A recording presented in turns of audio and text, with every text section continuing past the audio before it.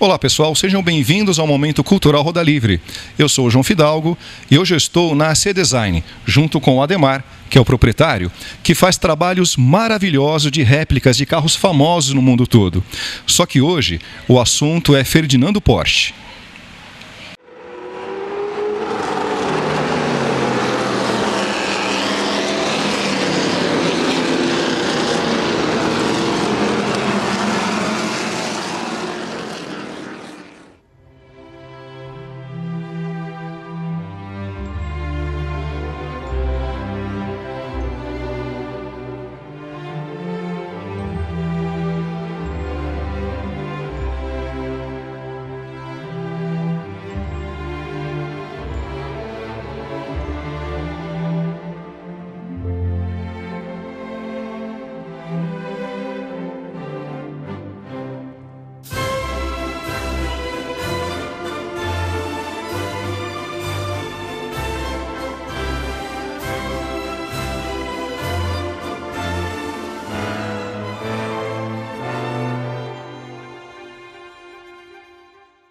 Ele trabalhou como construtor de carruagens no final do século XIX.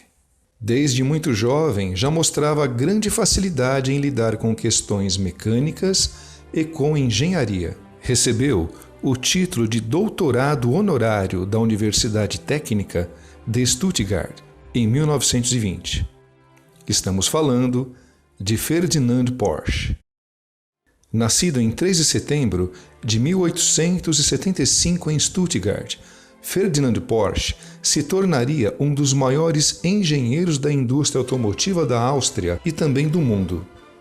Filho de pais comerciantes, Porsche fazia questão de estudar na Escola Técnica Imperial e na Universidade da cidade de Liberec, porém Porsche não teve formação superior na área de engenharia. Um dos seus primeiros modelos foi o C2 Phantom, que era basicamente uma carruagem motorizada. Ela possuía um motor de combustão e mais 4 motores elétricos montados nas rodas. Na verdade, se tratava de um híbrido. Essa carruagem ou carro chegava a incríveis 56 km por hora, o que para a época era um grande feito, e também bateu vários recordes de velocidade. Ele foi projetista-chefe de algumas das maiores indústrias da época, como a atual Mercedes-Benz e a Austro-Daimler. Mas Porsche tinha mesmo uma queda pela velocidade e continuou a construir carros para competições, marcando grande presença na Auto Union. Ele ganhou 43 das 53 corridas que participou com o seu modelo de 1922. Seu filho Ferry Porsche sempre esteve ao seu lado na construção dos carros e na manutenção da empresa, que fabricava carros sempre com a alma de corrida. E em 1945, eles participaram de um grande prêmio com o seu modelo 360 Cisitalia.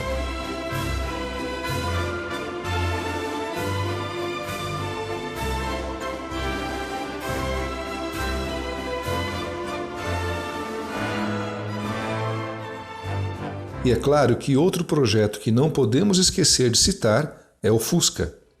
Um desenho simples e eficiente. Ferdinand Porsche foi o responsável pelo desenho original do Fusca. E esse projeto lhe rendeu muito financeiramente, pois a Volkswagen lhe pagou os royalties por cada Volkswagen Tipo 1 fabricado, ou seja, por cada Fusca fabricado. A marca Porsche é respeitada em todo o mundo e lançou vários modelos inesquecíveis, dentre eles o Porsche 911, que estreou no Salão de Frankfurt em 1963. O Porsche 350, que esteve em produção de 1948 a 1965. O Porsche Carrera ou Porsche de corrida, pois carreira significa corrida em espanhol. Porsche 914, com linhas um pouco diferentes, mas mesmo assim, um belíssimo carro. E o Porsche 917 Le Mans, o melhor carro de corridas do mundo. Claro que cada um tem um modelo preferido, mas o importante é lembrar da obra de Ferdinand Porsche e seu filho Ferri Porsche.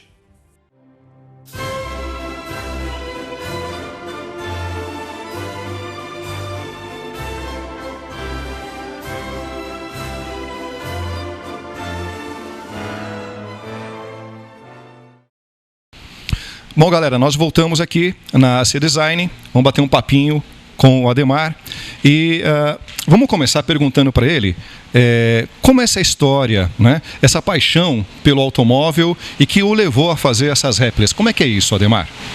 Bom, a paixão vem desde criança, né? Desde quando eu espetava a pedaleira, câmbio na areia e usava o volante como um prato de plástico, né? como volante, né? Então a paixão vem de muito tempo já. Meu pai levava sempre revistinha de destacar e montar, sempre montava o carrinho em primeiro lugar. Então a paixão já é bem antiga. Montava os carrinhos primeiro, né? Sim. Tá certo. Mas você começou também com a parte de modelagem, não é isso? Sim, modelagem assim é mais atual, né? Assim, quando a gente começou realmente a desenvolver os carros, os produtos, um hot, que a gente fez um hot com motor de BMW. Depois comecei a customizar cadeiras, aí começamos a desenvolver produtos. No entanto que a gente mudou de AC Cars para AC Design para poder justamente englobar toda a variedade de produtos. Bacana. Existe um site também, né, com a relação de todos os produtos que vocês fabricam, não é isso? A gente vai colocar depois para que o pessoal possa dar uma olhada. Mas, Ademar, fala um pouquinho para a gente também. Existem termos técnicos, é claro, que às vezes o público mais leigo não vai compreender. O que você faz aqui é uma modelagem, é uma renderização, né? Fala um pouquinho para a gente. Na verdade, a gente faz o carro 100%, o produto 100%. Então, por exemplo, a gente pega um carro, uma miniatura. Por exemplo, a gente pega essa miniatura, que é o caso da 917. Eu vou medindo cada milímetro do carro com paquímetro. Então, tem os artistas que a gente vai trabalhando em conjunto. Então, a gente vai modelando, vai colocando massa, madeira, todo tipo de material, até ir dando o formato necessário. Quando chega no formato necessário, a gente deixa pronto para pintura, como se fosse para pintar. Depois de pronto para pintura, a gente tira o molde, seria um pré-molde, tira o molde dele. Depois do molde pronto, você consegue tirar quantas peças você quiser. Aí depois do molde pronto também, a criatividade é o limite, né? Porque você pode pegar um carro desse daqui e fazer um banco com a frente dele, pode fazer uma luminária, pode fazer uma mesa, então você pode desenvolver muitas coisas. Então, desde a modelagem até a pintura final é 100% feita aqui. Olha, muito legal isso, hein? Você faz então um pré-molde, em cima do molde você vai aplicar o material, no caso é fibra? É fibra. E você tem aí grandes artistas trabalhando para você, né? E a continuidade disso? Existe uma escola para o que você faz? Você forma os seus próprios profissionais? Como que é isso? Olha, a gente está até querendo fazer uma escola justamente para ir passando isso para as pessoas, né? Porque esse profissional está sumindo no mercado. É uma área muito técnica, né? Tem muita gente que pensa, é só pegar fibra, resina, misturar e colocar, mas é muito técnico. Então, por exemplo, os filhos desses meus funcionários, eles já não querem trabalhar, fazer o que o pai faz. Então é um funcionário que está sumindo. Por isso que até que a gente está migrando agora mais para maquinário, né? Porque não tem como parar a evolução, que justamente são as CNCs. A máquina CNC é uma máquina onde a gente pode escanear até o seu rosto. E essa máquina a gente pode colocar um bloco de aço lá, que ela vem usinando, ela faz até cílios. E depois disso daí, desse pré-molde, a gente pode tirar o molde, que vai ser uma peça, não é 99%, ela é 100% fiel, né? E muito mais rápido, inclusive, do que o artesanato, né? Porque não deixa de ser, sabe, totalmente artesanal. Então a gente está passando para essa área agora. E você acha que, com a entrada desses novos equipamentos, facilita também você ter o interesse das gerações mais novas para o seu trabalho? Sim, aí o artesão, né, dessa nova fase é o programador. Esse é o artesão que vai ganhar muito dinheiro, né, que já está ganhando muito dinheiro de hoje para sempre até, né? Porque é ele que vai fazer o programa, que ele vai passar para a máquina. Quanto mais preciso for o programa que ele fizer, mais preciso vai ser o produto final. Então, essa galerinha aí mesmo que está chegando agora, que esses são os artesãos do futuro, né? Ok, bacana isso, hein? Acho que muita coisa que você está ouvindo você não sabia, eu também não. Mas atrás da gente aqui tem um Porsche, não é? Fala um pouquinho sobre esse Porsche, Ademar. Porsche 917, né, segundo alguns programas que já tiveram no Discovery, foi considerado o melhor carro de corrida de todos os tempos. Um carro que em 1970 tinha 2 motores Porsche, 12 cilindros, 1.200 cavalos para qualificação, chegava a 400 km por hora, isso em 1970. Quer dizer, isso era uma cadeira elétrica mesmo, né? Ganhou Le Mans 2 vezes consecutivas, então foi um carro sensacional, né? A Ferrari depois fez uma que nós vamos fazer, inclusive, que é muito parecida com a 917, que é a Ferrari 512, que nós vamos fazer justamente para fazer parte da coleção, e esse carro ele saiu justamente desse carrinho. Para ver que ele está todo arrebentado, né, riscado, porque cai, mas ele saiu totalmente desse carrinho aqui. Esse foi totalmente artesanal. Quer dizer, esse aqui foi o cobaia, não é? Mas existe um motivo especial por você ter feito o Porsche, além de ter sido o número 1 de uma lista aí? Esse carro é um sonho. Esse era um sonho desde de criança mesmo. Imagina fazer ter um carro desse, que é um carro hoje em dia, mesmo você tendo todo o dinheiro do mundo, às vezes você não consegue comprar o carro, porque ele não está à venda, ou você vai encontrar em algum leilão, que, sei lá onde, parte de 6 milhões de euros. Então, sabe, e é difícil, mesmo você tendo esse dinheiro, é difícil você conseguir comprar. É difícil conseguir comprar ou encostar até num carro de Fórmula 1. Que nem esses daqui. Você vai assistir a Fórmula 1, por mais que você esteja no camarote, em qualquer lugar que você esteja no box ali, mas você não consegue encostar a mão nele. Então, esse daqui é uma forma, né, replicar esses carros é uma forma de realizar o sonho de muita gente, que esses carros aqui, os 3 aqui, vão para a parede. Então, como é que é uma pessoa de repente ia comprar uma Benetton, um carro desse daí para colocar na parede? É difícil, né? Então a Porsche assim foi um sonho mesmo de criança, que agora está aqui.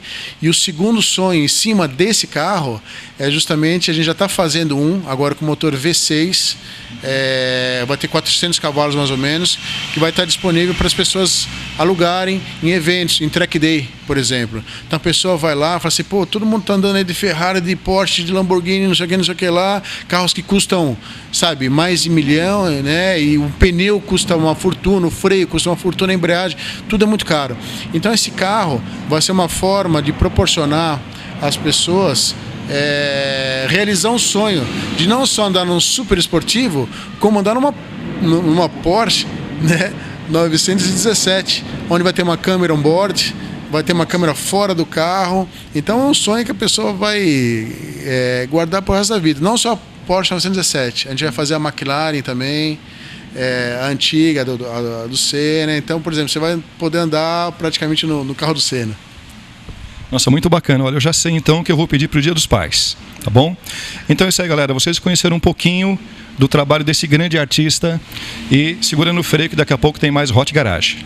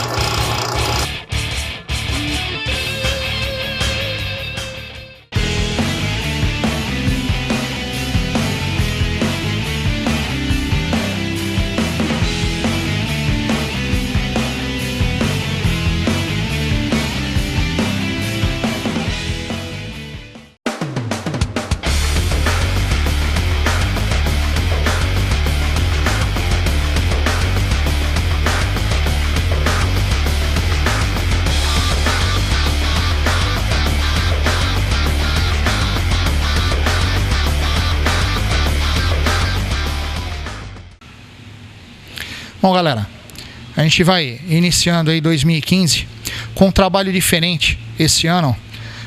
Tanto eu na figura do Hot Garage, como o João na figura do Momento Cultural Roda Livre. A gente vai trabalhar muito esse ano visando melhorar as condições de cultura, educação, conceito e respeito dentro do nosso país. O pessoal reclama muito, né, João, a respeito de isso não funciona, isso é correto, isso não é correto, inventaram isso, mas eu não vou fazer, eu não quero saber disso. Aí tem que assumir as consequências, que é o que a gente está acontecendo hoje em vários setores do Brasil, que a gente vai começar a trazer aí a cada programa um problema diferente, tentando ajudar e arrumar solução para eles. Justo, Marcos, vamos tentar fazer a nossa parte, né? Porque realmente as pessoas reclamam muito, mas você não percebe uma atitude positiva para mudar, começando pela própria pessoa, né? Porque a gente estava comentando antes, muita gente aí acaba se vangloriando porque pegou um troquinho a mais na padaria, e aí não tem como reclamar depois dos governantes, né? E por falar em governantes, a gente não vai isentar nem a nossa culpa como população, como povo, como pessoa, e nem nossos governos e eleitor, e não tirar a responsabilidade também e os erros e desmandos à torta e à direita que nosso governo exerce, como por exemplo, eles erram e a conta é transferida para nós. Você sabe, Marcos, que durante um tempo eu trabalhei muito na parte de informática, fazendo palestras nessas feiras, né? E a gente conhecia um pessoal que vinha de fora. E eles achavam um absurdo, por exemplo, o nosso asfalto. E aí você ouvia alguém comentando, não, mas aqui é assim mesmo, né? E a pessoa achava um absurdo. Eu falava, não, é assim mesmo porque vocês não reivindicam, né? Então acho que é muito, tenho certeza que é muito importante essa nossa iniciativa, né, ou essa continuidade, porque tem muita gente que se preocupa com isso, porque a gente tem que tentar realmente mudar as atitudes, né? Se você se acha cidadão na questão dos seus direitos, você também tem deveres, né? E acho que isso que falta um pouco para o povo brasileiro. João, você levantou já o primeiro assunto, a questão do nosso asfalto. Primeiro, a maioria dos países que têm climas quentes ou tropicais, as autoestradas e as principais avenidas, principalmente com trânsito de veículos de carga ou pesados, transporte público, não é asfalto, é concreto, para evitar a manutenção, o derretimento. Vocês veem que o asfalto é todo ondulado, a gente brinca que é cheio de costela de vaca no asfalto, mas é exatamente por causa disso. O asfalto é mais barato inicialmente, mas a manutenção deixa muito caro. E uma péssima manutenção, a qualidade da manutenção é horrível. Marcos, nós temos uma rua no bairro onde nós moramos, que eu acho que é a pior de São Paulo. Eu moro lá há 40 e tantos anos e eu nunca vi recapearem aquela rua. Então um remendo em cima de um remendo, em cima de um remendo, e tem uma lombada. Para que a lombada numa rua que você não consegue mais de 20 por hora? E no caminho para cá, nós pegamos aí Rodoanel, nós pegamos a Anchieta, né? E você percebe que na parte de concreto é uma maravilha. Então, você tem razão no que você diz, porque acho que o asfalto para o Brasil não é a melhor opção. Então, não adianta você pegar e pagar um pedágio caro, um IPVA caro, um IPTU caro, quando você não tem o retorno e o benefício daquilo que você pagou. E também o pessoal fala, não, mas você vai lá, tira a foto, danificou o carro, entra com processo. Rapaz, aqui a gente sabe como é que é, né? Bom, já aconteceu comigo de cortar o pneu num buraco meu. Chegando ali no comecinho da Radial Leste, você tem aquele acesso, tinha um buracão na curva, não tinha nem como sair. Eu sinceramente não fui atrás, Marcos, porque eu acho que o tempo e o desgaste, né, que eu teria para conseguir uma bonificação em cima disso, ou melhor, né, ter o valor ressarcido, não valeria a pena, viu, meu? Então eu acabei trocando o pneu ali mesmo e assumi o preju, né? Não só do pneu da roda também, suspensão, enfim, né? Mas a gente precisa ficar um pouco mais atento a isso daí. Primeiro, digamos, fazer uma reivindicação sem baderna, fazer direitinho. E o brasileiro também, ele tem um mau costume de não se informar sobre a legislação. E aí sai todo mundo aí pela rua quebrando tudo, né? Lugares que não tem nada a ver com o assunto. Nada a ver, impedindo, né, o seu direito de ir e vir. Não é só quanto cidadão, não, mas se você pegar, por exemplo, a Paulista, acho que você vai entrar no assunto daqui a pouquinho, mas eu já adiantei. Você pegar a Paulista, você faz ali uma reivindicação. Rapaz, aquilo é via de acesso para um monte de hospitais, para um monte de clínicas. E como é que você faz depois, né? Tem gente aí que eu acho que está brigando por... Não sei se a prioridade, né, seria aquela. Acho que tem mais coisas por trás, mas estão brigando, acho que meio que à toa. Me desculpem quem não concorda, né? Mas eu já fiquei muitas vezes preso, né, em trânsito engarrafado, e o pessoal estava quebrando tudo lá na frente. Mas acho que não é por aí. A gente vem com esse assunto sobre as reivindicações e essas badernas que o povo está fazendo numa próxima matéria, mas essa parte de hoje, principalmente a parte do piso que a gente utiliza, é uma coisa que me deixa inconformado, é a qualidade do remendo que é feito. Você falou que você tem lá, que você acha que é a pior rua, pois aqui eu moro, todos os mecânicos do bairro, quando vão testar qualquer carro para saber se tem barulho, se está bom ou não, passam no pedaço da minha rua. E vou te falar, da metade da rua para o fim, o asfalto é novo. Da metade da rua para o meu lado, é aquela porcaria, para não falar outra coisa. Há 43 anos que eu moro lá com remendo totalmente mal feito. E o pessoal paga o mesmo IPTU, então eu não sei porque que um lado foi beneficiado e o outro lado foi excluído. Então essas diferenças que a gente encontra, é que a gente tem que conscientizar que a gente tem direitos e tem que correr atrás deles, se informar, e principalmente, a maioria dos bairros tem as associações. Sim, é verdade. Né? Exato, então tem que ir lá, tem que procurar, tem que fazer a reivindicação no órgão competente. Não adianta sair para a rua metendo fogo, parando marginais e tudo, não é a solução. Numa palavra final para a gente encerrar esse assunto de asfalto e vias públicas, qual a dica que você tem para o pessoal aí que tem algum tipo de problema, o que eles devem procurar ou onde se informar? Olha, Marcos, eu não sou um especialista nesta área, né? Mas eu acredito que, primeiro, você deve fazer parte de uma associação de bairro. Essa associação deve ter um respaldo de um advogado, né, de um cientista político, se for o caso, para que possa orientar o cidadão, para que ele busque na fonte correta. Né? O brasileiro tem um pouco de aversão a essa questão política e, por causa disso, por não acreditar, ele também não vai atrás, né, de ler, por exemplo, o Código de Trânsito ou de saber quais são os seus direitos civis. Né? Então, acho que primeiro entrar em contato com a sua associação de bairro para você poder se informar melhor. Bom, galera, a gente vai ficando por aqui hoje. Não esqueça, acesse nosso site www.hotgarage.tv.br ou então mande seu e-mail para contato@hotgarage.tv.br, se cadastre no nosso e-mail e fique sabendo tudo o que acontece no mundo do Hot Garage. E a semana que vem, galera, a gente está aqui novamente. Valeu!